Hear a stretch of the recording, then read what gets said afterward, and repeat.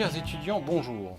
Nous l'avons déjà vu, c'est d'abord le combat de Cobden contre le protectionnisme avec la Ligue anglaise pour l'abolition des lois sur le blé qui amena Bastiat à écrire ses articles puis ses livres. Le protectionnisme est en réalité une forme de nationalisme économique. Il vise à écarter la concurrence des étrangers tout en prétextant la défense des intérêts nationaux. Les protectionnistes tentent alors de faire admettre au pouvoir public un ensemble de contre-vérités démagogiques présentées comme vertueuses. La défense des emplois, de la compétitivité, etc. Bien entendu, les élus cèdent à la pression des producteurs parce que c'est pour eux une occasion rêvée de consolider leur clientèle et d'élargir leur pouvoir. L'argument de la protection des emplois est ce que Bastiat appelle un sophisme. Car en réalité, c'est l'équivalent d'un impôt.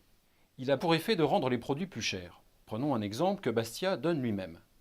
Imaginons un couteau anglais qui se vend dans ce pays pour 2 euros et que le même couteau, fabriqué en France, coûte 3 euros.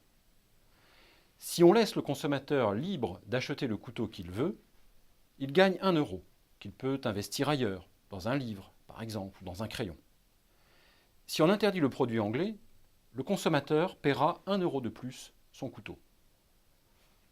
Le protectionnisme se traduit donc par un profit pour une industrie nationale et par deux pertes, dit Bastiat. L'une pour une autre industrie, celle des livres ou des crayons, et l'autre pour le consommateur. Au contraire, l'échange libre fait deux véritables gagnants. Le protectionnisme est également une forme de lutte des classes.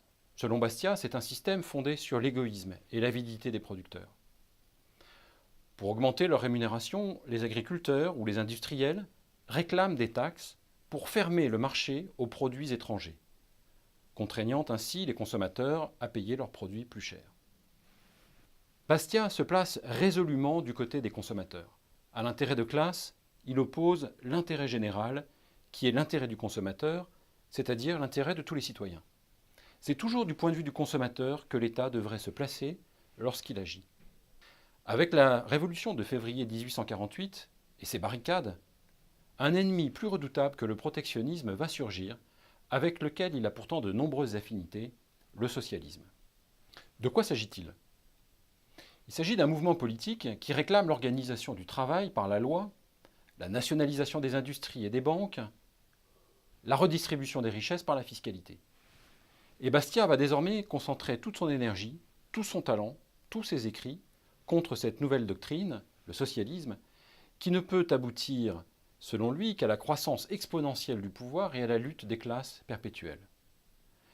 Ainsi, dès les premiers jours de la Révolution de 1848, il apporte son concours à un petit journal éphémère nommé La République française, qui va passer très vite pour un journal contre-révolutionnaire. C'est l'époque où Bastiat écrit ses pamphlets sur la propriété, sur l'État, sur la spoliation et sur la loi.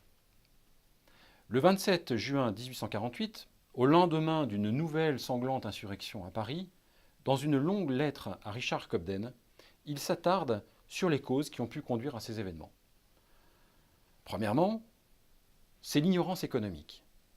C'est elle qui prépare les esprits à recevoir les utopies du socialisme et du faux républicanisme. Je renvoie sur ce point au cours précédent, sur les tendances de l'éducation classique et universitaire. Le deuxième point, c'est que la nation s'est entichée de l'idée qu'on pouvait introduire la fraternité et la solidarité dans la loi. C'est-à-dire, on exige de l'État qu'il fasse directement le bonheur des citoyens. Ici, Bastiat aperçoit les débuts de l'État-providence. Et il ne cessera par la suite d'en analyser les effets pervers. En voici un exemple cité dans la lettre à Cobden.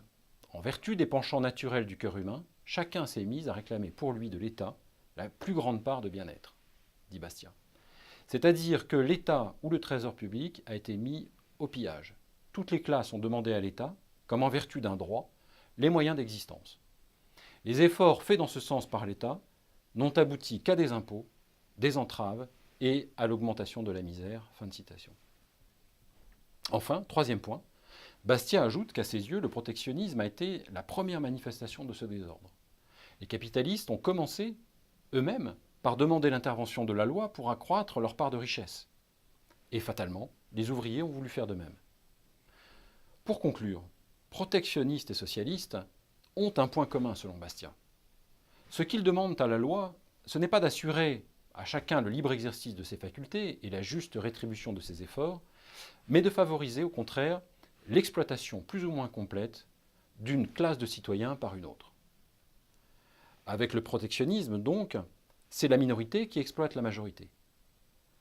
Avec le socialisme, c'est la majorité qui exploite la minorité. Mais dans les deux cas, la justice est violée et l'intérêt général est compromis. C'est pourquoi Bastiat les renvoie dos à dos.